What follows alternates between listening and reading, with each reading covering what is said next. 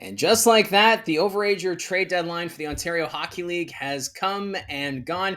Not as busy as last year's OA trade deadline. This year, three moves involving Overagers this morning. So let's dive right into it. The first trade coming between the Kingston Frontenacs and the Soo Greyhounds. Charlie Schenkel, the Overage goaltender, now a member of the Frontenacs, and that's for Nolan Lalonde and three draft picks, and one of those being Sault Ste. Marie's third-round pick in 2026. And this trade kind of unfortunate because for Nolan Lalonde, he's a Kingston native and he was acquired during the offseason from Saginaw. So there was some excitement. Lalonde coming to play for his hometown team after winning a Memorial Cup championship with Saginaw last year, but it just didn't play out as everyone had expected. And with Kingston looking to go deep in the playoffs this year, they wanted to bring in a goaltender that has been pretty steady in net through most of his career, and that's Charlie Schenkel. Because you look at his stats for this year, yes, his record's 9-11, but he has a .914 save percentage on a Greyhounds team that it's had its struggles this year. He's also recorded 2 shutouts so far on a Greyhounds team that is right now in the bottom half of the Western Conference standings. Mind you, his regular season stats last year, not as great. He had a record of 28-12-3, which was fantastic, but a save percentage of .883.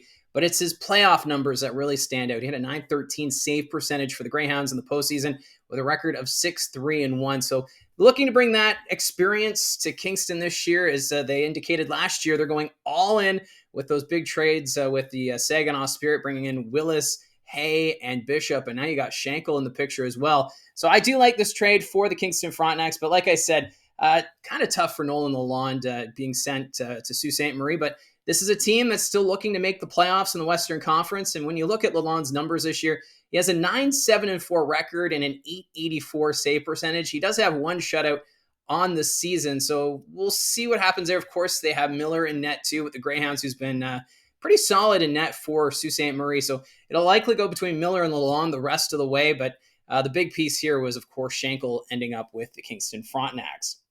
The second trade, though, surprised many. It was the Guelph Storm sending Thomas Budnick to the Brantford Bulldogs for 2 draft picks, a third and a fifth.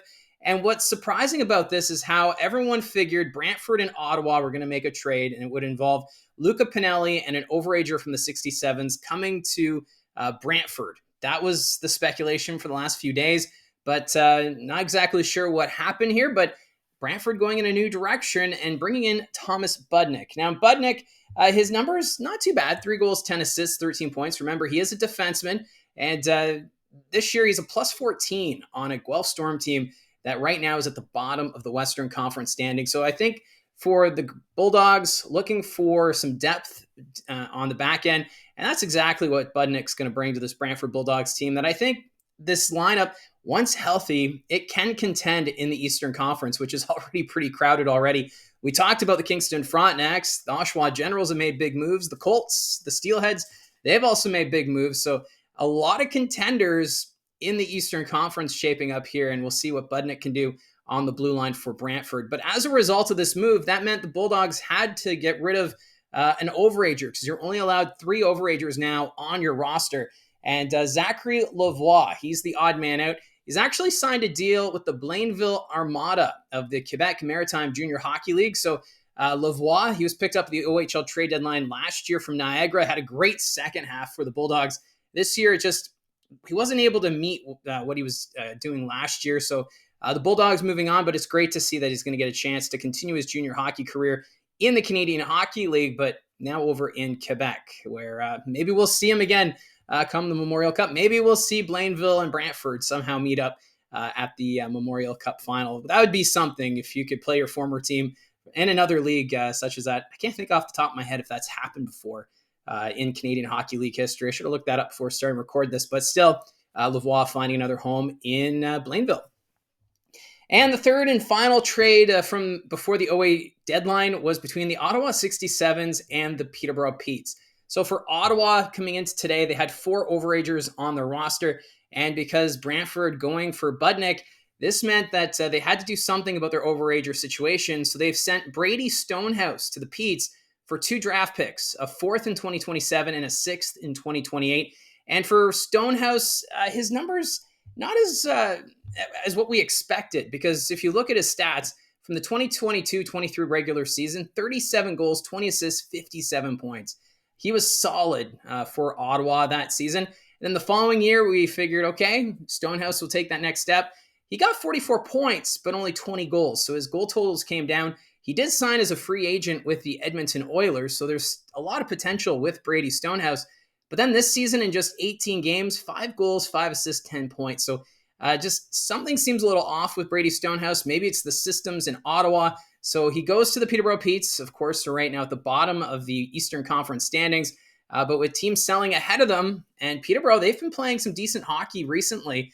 Maybe the Petes look at this as a way to maybe climb the standings and try and sneak into the playoffs, because this team, there's no pressure on them. If they don't make the playoffs, nobody's going to be hard on them because, let's face it, the Petes had that very slow start to the season. So no one was figuring this team would make the playoffs. So there's no pressure on this team. And for Brady Stonehouse, this might be a way for him to find his game and try and regain his confidence and try and be that veteran presence on this Peterborough Petes team.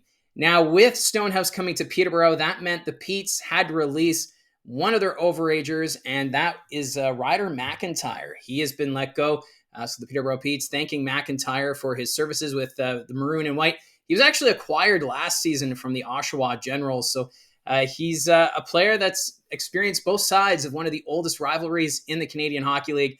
And for McIntyre, hopefully he's able to find another team to play for. I haven't heard of yet if he's going to the Quebec League or if he'll join Tier 2. But Ryder McIntyre, unfortunately, being released by the Peterborough Petes. So that's the overager trade deadline. Not as busy as last year, like I said, but that means we're now less than 24 hours away from the OHL trade deadline. Still some big names left on the board, Luca Pinelli being one of them. So we'll have to wait and see what transpires between now and tomorrow at noon. And just a reminder, I will be doing a live stream if you want to hang out and talk OHL hockey ahead of the trade deadline. The live stream will get underway here on the channel at 9 a.m.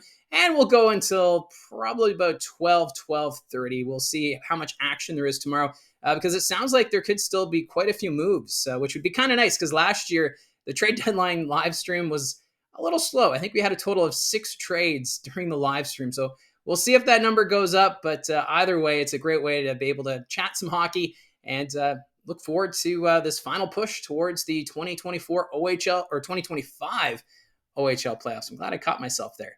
But anyways, that's how I see it from the booth. Thank you very much for your support. Don't forget to like and subscribe. Talk to you soon.